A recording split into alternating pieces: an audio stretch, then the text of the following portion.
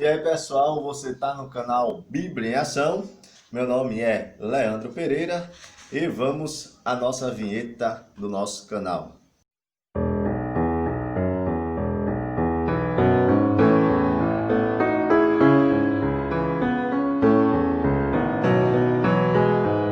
Isso aí, hoje nós vamos estar falando sobre o livre-arbítrio. Você acredita que o ser humano tem livre-arbítrio?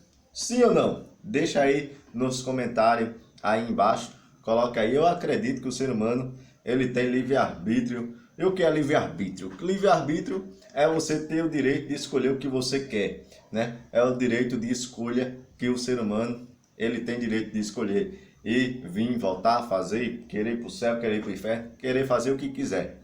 Ou você não acredita que o ser humano tem livre-arbítrio, né? Você é daqueles que acredita que já está tudo decretado, né? Já está tudo predestinado por Deus e que o ser humano não tem livre-arbítrio, né? Já tem aquela parte que vai para o céu, já tem aquela outra parte que vai para o inferno e acabou-se, né? Não existe livre-arbítrio dentro da raça humana. Bota aí nos comentários o que é que você acha. E não se esqueça de se inscrever no canal Bíblia em Ação, compartilhar os nossos vídeos, né? Ativar o sininho para você receber aí as notificações de vídeo, deixar o seu joinha e, como eu já falei, deixar também seu comentário. E a pergunta de hoje é: você acredita que o ser humano ele tem livre-arbítrio, né? Sim ou não? Deixa aí o seu texto aí e eu estarei lendo para a nossa edificação.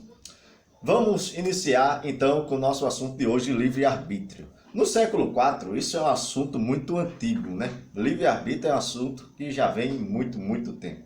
No século IV, um homem chamado de Pelágio, né? Ele começou a ensinar que o pecado de Adão só tinha afetado Adão, só tinha afetado a ele, Adão ali, e que nós, né? Nós, seres humanos, nós não fomos atingidos. E o homem, ele aprende a pecar, né? Por intermédio de ver as outras pessoas pecando. Isso aí, ele aprende a pecar. Ele não nasce com a semente do pecado. Pelágio, ele começou lá no século IV, por aí, ensinando isso. Dizendo que só Adão, o pecado lá original só atingiu Adão, que o resto do ser humano não foi afetado pelo pecado. Aí surgiu um camarada por nome de Agostinho e ele começa a combater o que Pelágio estava ensinando, o ensino de Pelágio. E ele disse que não é bem como Pelágio estava dizendo, que o pecado ele só afetou Adão.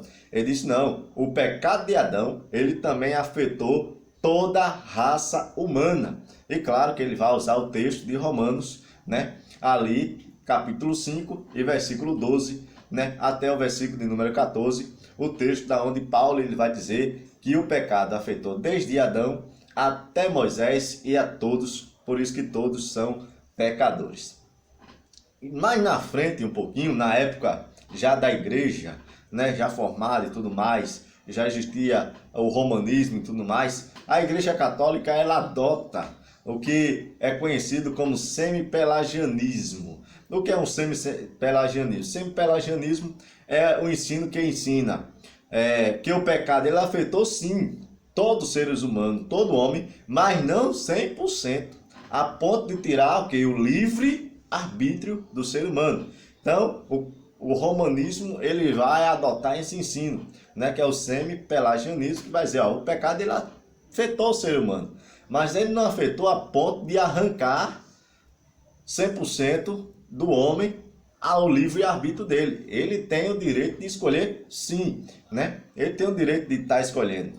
Aí veio a reforma, né, a reforma protestante, e aí na reforma, né, surgiu debates entre, por exemplo, entre Lutero, entre Erasmo de Roterdã, né, e tudo mais sobre esse semi-pelagianismo, sobre livre-arbítrio e tudo mais. Lutero até, você vai encontrar na literatura um livro que Lutero ele escreveu chamado de Nascido Escravo. Você vai encontrar esse livro que é refutando o que Pelágio ele ensinava, né? O que Pelágio ele dizia que o pecado, que o pecado ele só afetou Adão. Então ele vai combater isso aí. Já Erasmo de Roterdã, ele ia adotar o semi-pelagianismo, né? Que o pecado ele atingiu o ser humano, mas não 100%. Depois aí vai surgindo os tempos, vai passando o tempo e vem depois, né, o que conhecemos como o homem chamado João Calvino, que não acreditava no livre arbítrio do ser humano, né?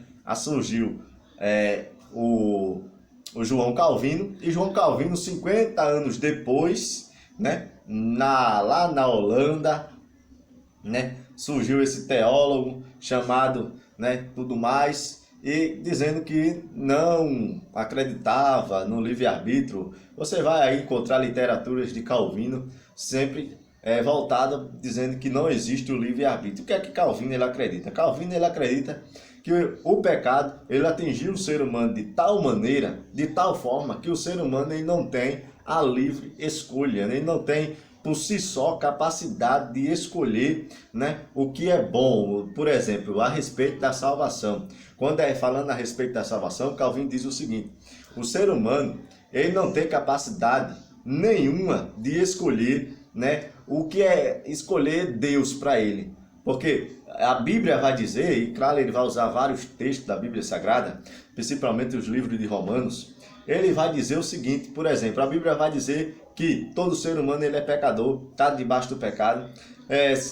Calvino ele vai usar muito texto, por exemplo, dizendo que o ser humano ele não tem capacidade nenhuma para escolher. Texto como Paulo diz que o bem que ele quer, ele não conseguia, mas o mal ele já tinha acabado feito.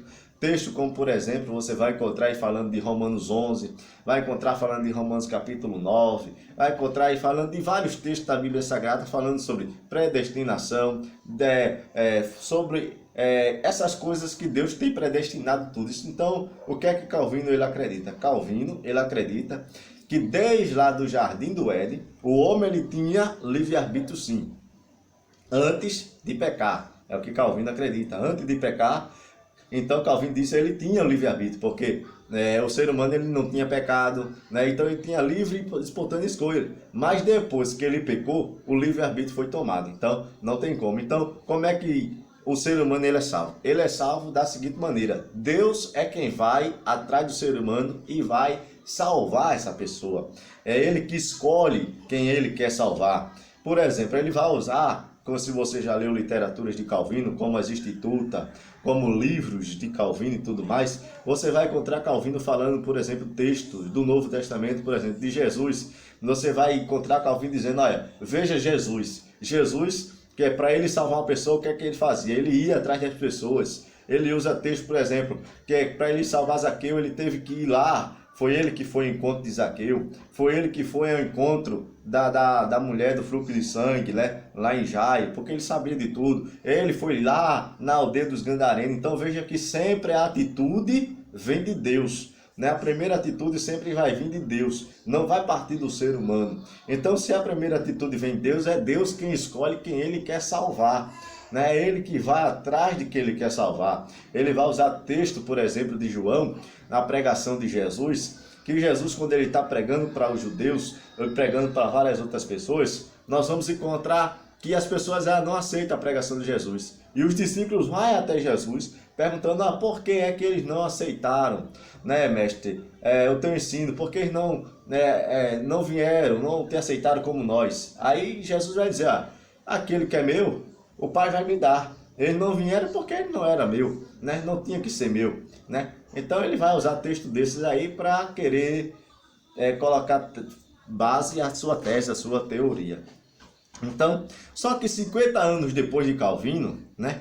50 anos depois de Calvino, lá na Holanda surgiu um teólogo chamado de Jacobus Arminius, né? Ele surgiu na linha, né, e ele surge, e a linha de pensamento de Jacob Armínio, é diferente da de Calvino, né? A de Armínio ela vai seguir mais ou menos a linha de pensamento do que chamar de Erasmo, que Erasmo ele cria, né? Que era o semi-pelagianismo.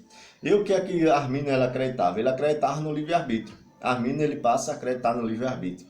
E é aqui onde começa a surgir o que nós conhecemos como a disputa, né, pela verdade, né? Quem está certo é Armínio ou é Calvino? É Calvino ou é Armínio? Mas isso não consta em nós dizer quem está certo e está errado. Se você acha que um dos dois está certo, você pode comentar. Eu acredito mais na tese de Calvino. Então você bota aí, eu acredito na tese de Calvino, irmão, né? Pode deixar aí no comentário aí. Ah, não, eu acredito na tese de Armínio. Armínio ele tem mais firmeza. Então você bota aí, se você acredita em Armínio e Calvino. Ah, não acredito em nenhum dos dois. Então não acredite nos dois, faça que nem eu. Eu nem acredito nem em Armínio e eu nem acredito em Calvino. Eu acredito no que a Bíblia ela diz, né? E o que é que a Bíblia diz? A Bíblia ela vai dizer o quê? A Bíblia ela diz, né? A Bíblia ela vai dizer que existe livre-arbítrio, sim. E existe a predestinação, sim. De forma inteligente, né? Que isso a gente pode falar em outros vídeos aí. Antes de citar alguns textos sobre predestinação, sobre soberania e tudo mais, antes de citar alguns textos, alguns pensamentos, nós podemos ver que existem vários vídeos no YouTube que a gente pode encontrar, por exemplo, como Mário Persona. Ele diz que, em um dos seus vídeos, diz que o livre-arbítrio só quem tem é Deus. Mário Persona acredita isso, é um camarada aí no YouTube aí que diz que só quem tem livre-arbítrio é Deus. O resto, ninguém tem livre-arbítrio. O senhor reverendo Augusto Nicodemos Lopes, tem vários vídeos no YouTube, e ele afirma com firmeza, dizendo que o pecado afetou o ser humano de tal forma que nos tirou o livre-arbítrio, e só quem teve mesmo o livre-arbítrio foi Adão, e antes mesmo do pecado. Então, personagem aqui no YouTube, por exemplo, como Mário Persona, como esse reverendo Augusto Nicodemos Lopes, que é muito conhecido, eles não acreditam no livre-arbítrio do ser humano, né? De maneira nenhuma. João Calvino fala em sua obra, por exemplo, As Institutas, que 3 pessoas tiveram livre-arbítrio somente. E as 3 pessoas que tiveram livre-arbítrio, Calvino vai dizer as 3. Foi Adão, foi Eva e Jesus. Fora essas 3 personagens na história da raça humana, ninguém mais teve livre-arbítrio. O restante foi afetado pelo pecado de tal forma que o homem por si só não pode e não consegue escolher o bem para si, de maneira nenhuma. E aí ele vai citar textos como Romanos 3, 11 ao 17, capítulo 5 de Romanos, 12 a 14, capítulo 7, versículo de 18 ao 21, que depois você pode estar conferindo na sua Bíblia aí. E o que nós vemos na Bíblia Sagrada? Na Bíblia Sagrada nós encontramos texto versos falando sobre a soberania divina, isso é, que Deus é soberano, Ele está no controle de tudo, nada acontece sem Ele decretar, né? Sem Ele dar a ordem, nada acontece. E nós vamos encontrar texto na Bíblia falando sobre o livre-arbítrio do ser humano. Então, e vai existir vários e vários textos. Eu vou citar alguns aqui, você aí pode anotar e ler na sua Bíblia. Por exemplo, vou citar textos aqui que vai falar sobre a soberania divina, isso é, que Deus é soberano, Deus é que decreta, Deus é quem dá o ponto final, Deus diz, é isso e pronto, e o ser humano não tem no que optar em coisa nenhuma. Texto, por exemplo, como Salmo 33 e 9, Mateus 10 e 29, Daniel, capítulo 2, versículo 20 a 21, capítulo 4 de Daniel, versículo 17 e versículo 35, Tiago 4 e 15, Atos 17 e 28, Romanos 11 e 36, Provérbio 16, verso 4 e 33, Isaías 14, 24, Jó